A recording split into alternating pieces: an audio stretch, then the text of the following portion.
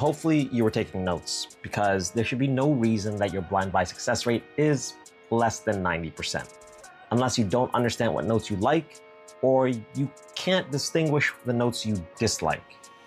So I'm gonna give you another recommendation containing that aldehyde note, but this time it's gonna be what I call a learner fragrance. Ones that help those that are new to fragrances distinguish notes apart, because I realize it's kind of impossible to ask you to distinguish all the notes in most fragrances, especially houses such as Chanel, which are masters at blending, as well as the fact that notes can become accords, and sometimes that reacts to different presences of other ingredients. So fans of Viktor&Rolf Spicebomb are gonna like today's fragrance review suggestion. Now, the OG is incredibly appealing, but it's been overshadowed by the extreme. It still sports a 4.3 on Fragrantica, just to show you how mass appealing and enjoyable the wear is. Cinnamony sweet and spicy with a powdery tobacco note and some muskiness in that dry down.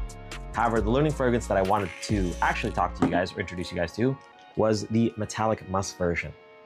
Very similar to the OG, some slight nuances, but it also adds an additional aldehyde note and more musk to give it a lighter and airier feel while still staying true to that DNA.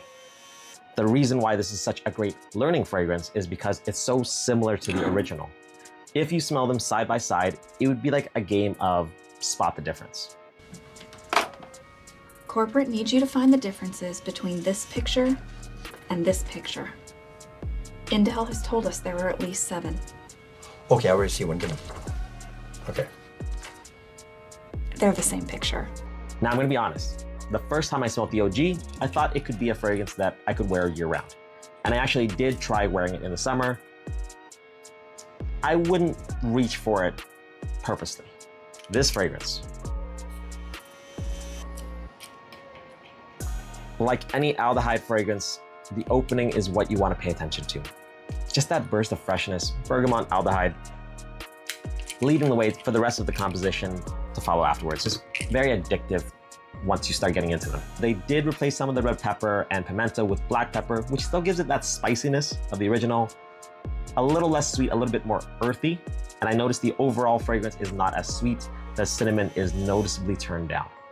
This addition also sports lavender, which replaces that tobacco note, but still, it's very similar in the experience that most, with the dry down, it feels like powdery white floral, similar to that tobacco note. And then the dry down, much muskier than the OG at least, and that lavender again gives it almost like the tobacco is still there. It's a fragrance that's musky that also leans powdery. And there is also this hint of metallic tinge in the back. I guess that's why they call it metallic musk. Now, this reminds me of letting a laundry air dry outside while grandma made a apple pie and just left it on that windowsill.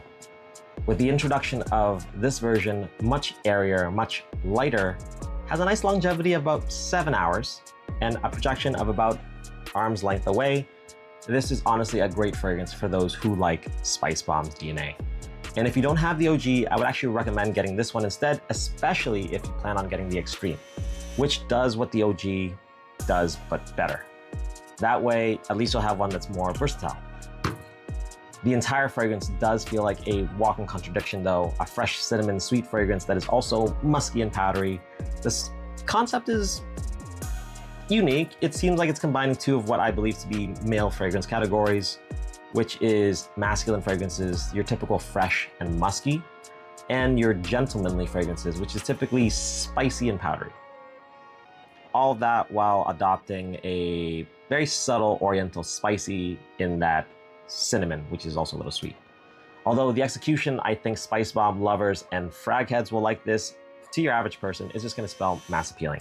Now, that being said, I probably wouldn't wear this in scorching heat.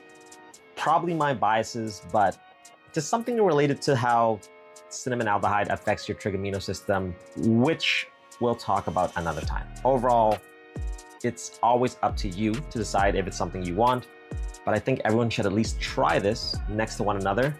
That way you can upgrade your fragrance knowledge. If you enjoy fragrances, if you enjoy the science behind fragrances, or you're new to fragrances and you haven't followed me yet, as always, guys, thanks for watching. I will see you guys in the next one. Remember to be based.